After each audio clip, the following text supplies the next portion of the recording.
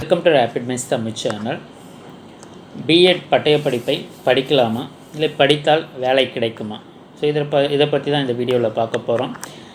B.Ed படிக்கக்கூடியவங்க இல்லை படித்து முடித்தவங்க அனைவருடைய குறிக்கோள் பார்த்திங்கன்னா ஒரு அரசு பள்ளி ஆசிரியராக ஆகணும் என்ற ஒரு கனவோடு தான் பார்த்திங்கன்னா அனைவருமே B.Ed படிச்சுக்கிட்டு இருக்காங்க, படிக்கவும் போகிறாங்க. ஸோ இதில் நிறைய பேர் எதிர்கொள்கிற கேள்வி பார்த்திங்கன்னா, B.Ed படிப்பை ஏன் படிக்கிறீங்க? B.Ed படித்தா வேலை கிடைக்காது, B.Ed படிப்பில் நிறைய போட்டி இருக்குது. ஸோ இது மாதிரி சொல்லக்கூடிய சூழ்நிலையில் B.Ed படிக்கலாமா, தற்போதைய நிலைமை என்னன்றதை நம்ம இந்த வீடியோவில் டீட்டெயில்டாக பார்க்கலாம்.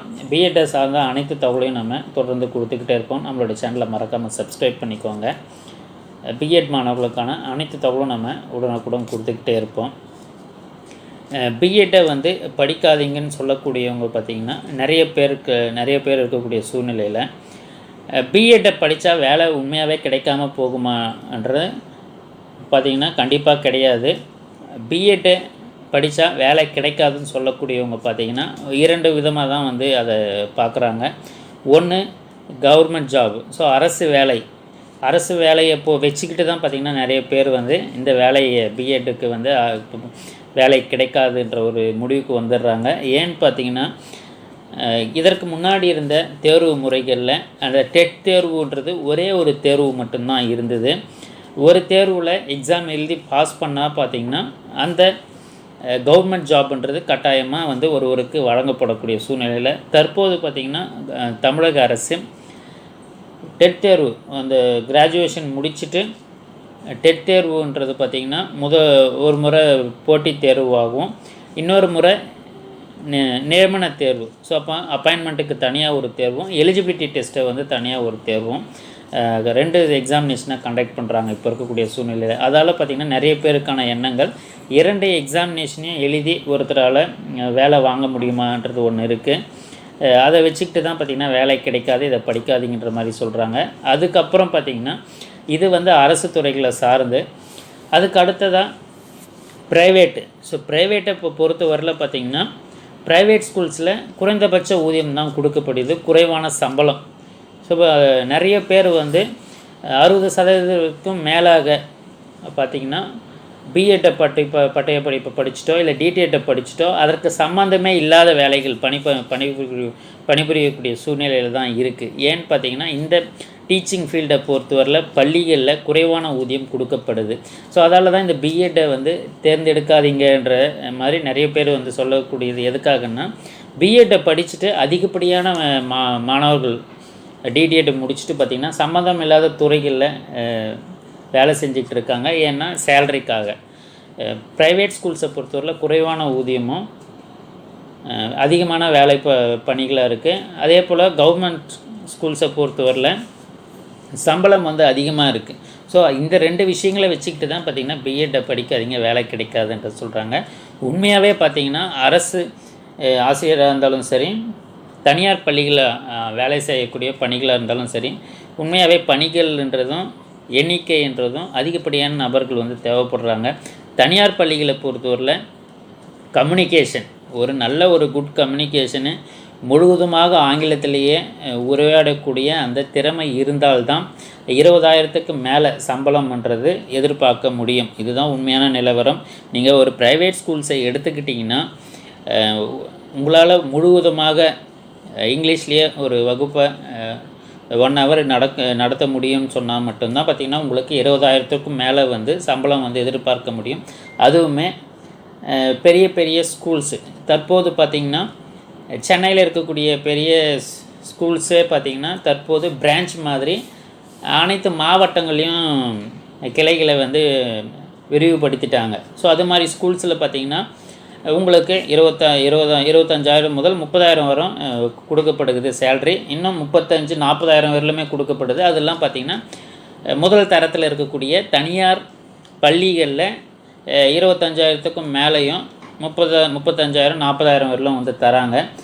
அதே பார்த்திங்கன்னா அந்த மிடில் இருக்கிற ரேஞ்சிலையும் இல்லை ஸ்டார்ட் அப்பு இல்லை ஒரு சாதாரண பள்ளிகளாக இருந்தால் பார்த்திங்கன்னா 10,000 கொடுக்குறதே அதிகப்படியாக தான் குறைவான பள்ளிகள் தான் இருக்குது. 10,000 விட கம்மியாக தான் பார்த்திங்கன்னா சேலரியே வந்து பள்ளிகளில் அதிகப்படியான பள்ளிகளில் கொடுக்கப்படுது. முதல் தரத்தில் இருக்கக்கூடிய பள்ளிகளில் தான் இந்த 20,000லேருந்து 35,000 வரையிலும் வந்து கொடுக்கப்படுது. ஸோ இதுதான் நிலவரம். அதால் தான் பார்த்திங்கன்னா நிறைய பேர் வந்து இந்த பள்ளி ஆசிரியர்களாக ஆகிறது. ப்ரைவேட்டில் பொறுத்தவரையில் ப்ரைவேட்டில் குறைவான ஊதியம் இருக்குன்றதால பெரும்பாலானவர்கள் வந்து படித்து முடிச்சுட்டு ப்ரைவேட் வேலைக்கு வேறு ஒரு துறை சார்ந்த வேலைக்கு போயிடுறாங்க. ஸோ அதால் கவர்மெண்ட் ஸ்கூல்ஸை பொறுத்தவரையில் பார்த்திங்கன்னா 30,000க்கும் மேலே பள்ளிகள் இருக்குது. கவர்மெண்ட் எய்டட் ஸ்கூல்ஸு 8,000 பள்ளிகள் இருக்குது. ப்ரைவேட் ஸ்கூல்ஸ் பார்த்திங்கன்னா 10,000. இது வந்து ஒரு சில வருடங்களுக்கு முன்னாடி எடுத்த கணக்கெடுப்பு தான். தற்போது நிலையில் இந்த எண்ணிக்கை வந்து கூடுதலாக தான் இருக்கும். ஸோ அப்போ ஆசிரியர்களோட எண்ணிக்கை தேவைப்படுது. இதில் பெரும்பாலும் பார்த்திங்கன்னா பிஎட்டை பொறுத்தவரையில் பெண்கள் படித்துட்டு பெண்கள் வந்து ஆசிரியர்களாக பணிபுரிகிறாங்க. பெண்களுக்கு பார்த்திங்கன்னா அவங்க வந்து ஒரு குறைவான ஊதியம், அவங்க வந்து சேலரியை வந்து எக்ஸ்பெக்டேஷன் பண்ணுறது கிடையாது. இந்த துறையை பொறுத்தவரையில் டீச்சிங்கை பொறுத்தவரையில் பெண்களுக்கு வந்து ஒரு சேஃபஸ்ட்டு ஜாப்ன்றதால கொடுக்கக்கூடிய ஊதியத்தை வாங்கிக்கிட்டு ஒர்க் பண்ணக்கூடிய சூழ்நிலையில் பார்த்திங்கன்னா இது வந்து ஆண்களுக்கு வந்து அதே மாதிரி தான் சேலரி வந்து ஆண்களுக்கும் நிர்ணயிக்கப்படுது. அதால் பெரும்பாலான ஆண்கள் வந்து வேறு ஒரு பணித்துறை சார்ந்த பணிகளுக்கு போகக்கூடிய சூழ்நிலையுமே ஒரு முக்கிய காரணமாக இருக்குது. அது மட்டும் இல்லாமல் தமிழகத்தில் 750 கல்லூரிகளுக்கு மேலே வந்து இயங்கி கொண்டு இருக்குது பிஎட் கல்லூரிகளை பொறுத்தவரையில். இதில் 1,00,000க்கும் அதிகமான மாணவர்கள் வந்து ஆண்டுதோறும் வெளியே வந்துக்கிட்டு இருக்காங்க. ஸோ அதில் இந்த போட்டியுமே வந்து கண்டிப்பாக இருக்கும். இதில் எக்ஸ்பீரியன்ஸ் பேஸ்டும் கம்யூனிகேஷன் பேஸ்டு அதே மாதிரி சேல்ரி பேஸ்டு. ஸோ இது எல்லாத்தையுமே பொறுத்து தான் பார்த்திங்கன்னா அந்த ஜாப்ன்றது தனியார் துறைகளில் வழங்கப்படுவதால் இது வந்து நிறைய பேருக்கு வந்து ப்ரைவேட் ஸ்கூல்ஸ் ஜாப் வந்து விருப்பம் இல்லாத ஒரு துறையாக தான் இருக்குது. அதால் தான் வந்து சம்மந்தம் இல்லாத துறைகளில் பணிபுரியக்கூடிய சூழ்நிலையும் பிஎட்னாலே குறைவான சம்பளம் குறைவான ஊதியம். ஸோ நிறைய பேர் வந்து கல்யாணமே ஆகாமல் இருக்காங்க. இதில் முக்கியமாக நம்ம சொல்லணும்னு பார்த்திங்கன்னா கொரோனா பீரியடில் குறைவான ஊதியத்துக்கு ஒர்க் பண்ண ஒரு துறைகள் பார்த்திங்கன்னா இந்த டீச்சிங் ஜாபுமே சரி. நிறைய பள்ளி மற்றும் கல்லூரிகளில் கஷ்டப்பட்டு தான் ஆசிரியர்கள் வந்து வேலைகள் செஞ்ச சூழ்நிலை இருந்தது. அதே போல் கொரோனா காலகட்டத்தில் டீச்சர்ஸ் வந்து ஹோட்டல் நடத்தினது, வாழைப்பழம் விற்றது, பழங்கள் விற்றது, காய்கறி கடை பண்ணது, இது எல்லாமே வந்து செய்தித்தாள்களில் படிக்கப்பட்ட நியூஸு. அப்போ பார்த்திங்கன்னா இதெல்லாமும் ஒரு காரணமாக இருக்குது வேலை இல்லை என்று சொல்லக்கூடியதுக்கு. பட் எது இருந்தாலும் தொடர்ந்து விடாமுயற்சி இருந்தாலுமே கண்டிப்பாக நம்ம டெட் தேர்வு 2 தேர்வு நடத்தினாலும் கண்டிப்பாக நம்ம அதில் தேர்வில் வெற்றி பெற முடியும். அதற்கு நம்ம பிஎட்டை முறையாக படித்து தொடர்ந்து அதுக்கு நம்ம ப்ராக்டிஸ் பண்ணி அரசு தேர்வுகளில் ஈஸியாக நம்ம பணிகளை வாங்கலாம். நம்மளுக்கு போஸ்ட் கிராஜுவேட் இருந்ததுன்னா டிஆர்பிலையுமே நம்ம ஜாபை டிஆர்பியை பொறுத்தவரையில் ஒரே ஒரு எக்ஸாம் தான், அந்த தேர்வை எழுதியுமே நம்மளால் வேலையாக வாங்க முடியும். தொடர்ந்து நம்முடைய சேனலில் இணைந்திருங்க. உங்களுக்கான தகவலை தொடர்ந்து கொடுத்துக்கிட்டே இருப்போம். தேங்க்யூ. தேங்க்ஸ் ஃபார் வாட்சிங்.